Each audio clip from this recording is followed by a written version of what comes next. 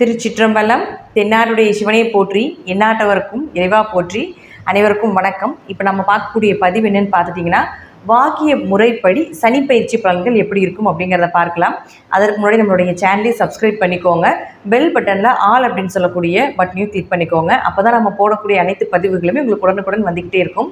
சனி பயிற்சி அப்படிங்கிறது திருக்கணிதம், வாக்கியம், நிறைய பஞ்சாங்கங்கள் உண்டு.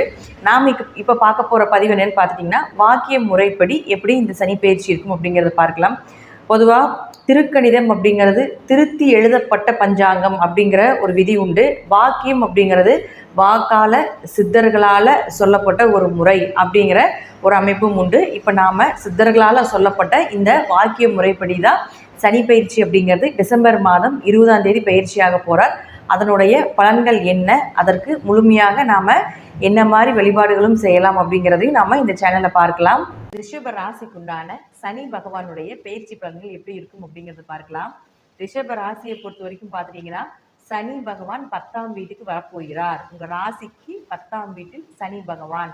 10ல் சனி இருந்தால் 10ல் பொதுவாக நம்ம சாஸ்திர விதிகளை சொல்லக்கூடிய விதி என்னன்னு பார்த்துட்டிங்கன்னா, 10ல் ஒரு பாவியாவது இருக்கணும், அல்லது 11ல் ஒரு பாவியாவது இருக்கணும்னு சொல்லுவோம். அப்போ ரிஷபராசிக்கு பார்த்தீங்கன்னா 10ல் ஒரு பாவி, 11லும் ஒரு பாவி இருக்க போகிறார். அப்போது மிகப்பெரிய வளர்ச்சி. ஏன்னா 10னா தொழில், 11னா லாபம். அதாவது ராகு எதையுமே அதிகப்படுத்தி கொடுப்பார். ராகு பிரம்மாண்ட வளர்ச்சி கொடுக்கக்கூடிய ஒரு கிரகம். ஆசைகளை காட்டினாலும் சரி, என்ன விஷயங்களாக இருந்தாலும் சரி, அவர் கொடுக்க வேண்டிய விஷயத்த கொடுத்துட்டு போயிடுவார். சனி பகவான் என்ன பண்ணுவார்னா, கொஞ்சம் கொஞ்சமா இப்படி இவங்களோட கேரக்டர் தெரிஞ்சு, இவங்களுக்கு இதுதான் சரி, இதுதான் வரும், இதுதான் வராது, இவங்களுக்கு இது கொடுத்தா போதும் அப்படின்னு அவர்களுடைய நிலைக்கு தகுந்த மாதிரி கொடுப்பார். இப்போ இவங்களுக்கு இந்த தொழில் தான் அப்படின்னா அந்த தொழிலுக்கு உண்டான வளர்ச்சியை மெதுவாக கொடுத்து, அதில் நல்லா இவர் ஒரு டீச்சர் மாதிரின்னு வச்சுக்கோங்களேன், நல்ல எக்ஸ்பீரியன்ஸாக கொடுத்து அதில் நல்ல வளர்ச்சியை கொடுக்கக்கூடிய ஒரு கிரகம் தான் சனி பகவான். இப்போ 10ஆம் வீட்டில் இருக்கும்போது தொழிலை பற்றி சொல்லி கொடுத்துருவார். தொழில் என்னென்ன விஷயங்கள் செய்யணும், உங்களுக்கு சாதகமான தொழில் என்ன, அதில் எப்படி வெற்றி பெறணும் அப்படிங்கிறது எல்லாமே 10ஆம் வீட்டிலிருந்து சொல்லிக் கொடுப்பார். அடுத்த ரிஷபராசிக்கு 11க்கு வந்துடுவார். அப்போ அடுத்த சனி பயிற்சிக்கு பார்க்கும்போது 11க்கு வரும்போது லாபத்துக்கு வரும்பொழுது, நீங்கள் இந்த 10ஆம் வீட்டிலிருந்து கற்ற வித்தைகள் எல்லாமே 11ல் ப்ரொசீட் பண்ணும் பொழுது அது மிகப்பெரிய பிரம்மாண்ட வளர்ச்சியை ஏற்படுத்தி கொடுத்துவிடும். அதனால் ரிஷபராசிக்கு பார்த்துட்டிங்கன்னா 5 வருட காலங்கள் மிகப்பெரிய யோக காலங்கள் அப்படிங்கிறது உண்டு.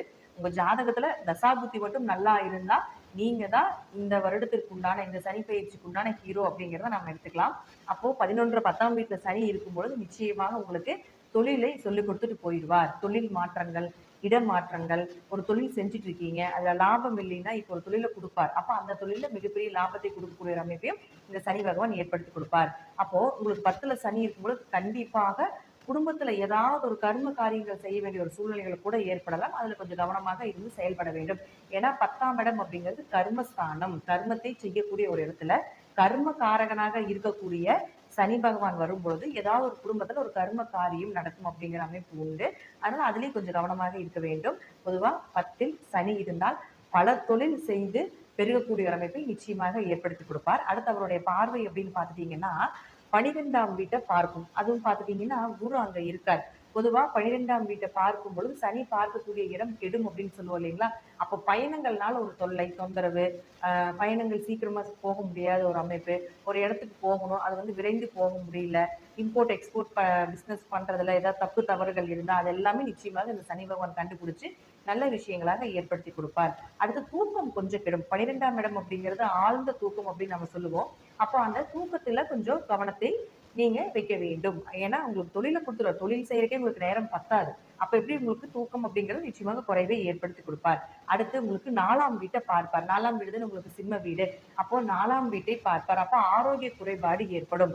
தாயினுடைய ஆரோக்கியத்தில் கொஞ்சம் கவனமாக இருக்க வேண்டும். தாய்க்கு ஏதாவது உடல்நிலையில கோளாறுகள் ஏற்பட்டுட்டே இருக்கும். இந்த காலகட்டங்களில் வீடு, மனை, சொத்து, வண்டி, வாகனங்கள், நண்பர்கள், உறவினர்கள், இவங்க சாதகம் எல்லாமே உங்களுக்கு கொஞ்சம் குறைவாக தான் இருக்கும். வண்டி வாகனங்கள் வாங்கும் பொழுது ஏதாவது ஒரு ஏமாற்றங்கள் நடைபெறலாம்.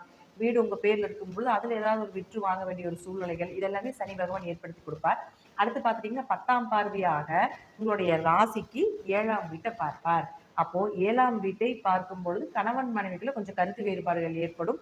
பார்ட்னர் போட்டு தொழில் பண்ணிட்டு இருக்கீங்க அப்படின்னா அதுல சின்ன சின்ன ஒரு மனக்கசப்புகளும் ஏற்படுத்தி கொடுப்பார். 7ஆம் இடம் அப்படிங்கிறது வியாபாரத்தை சொல்றதுனால வியாபாரம் சார்ந்த விஷயத்துல கொஞ்சம் ஏற்ற இறக்கங்களையும் ஏற்படுத்தி கொடுப்பார். ஆனா சனி பகவான் உங்களுக்கு 10ஆம் வீட்டில் இருந்து 7ஆம் வீட்டை பார்க்கும் பொழுது வியாபாரத்தில் உள்ள நுணுக்கங்களை கற்றுக் கொடுத்து விடுவார்.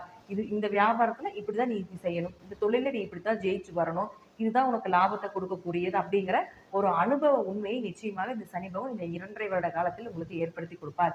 7ஆம் வீடு அப்படிங்கிறது வாடிக்கையாளர்களை சொல்லக்கூடிய இடம். அப்போ உங்களுக்கு வரக்கூடிய வாடிக்கையாளர்கள் எல்லாமே கொஞ்சம் தடை தாமதத்துக்கு அப்புறம் வரக்கு வாய்ப்புகள் உண்டு.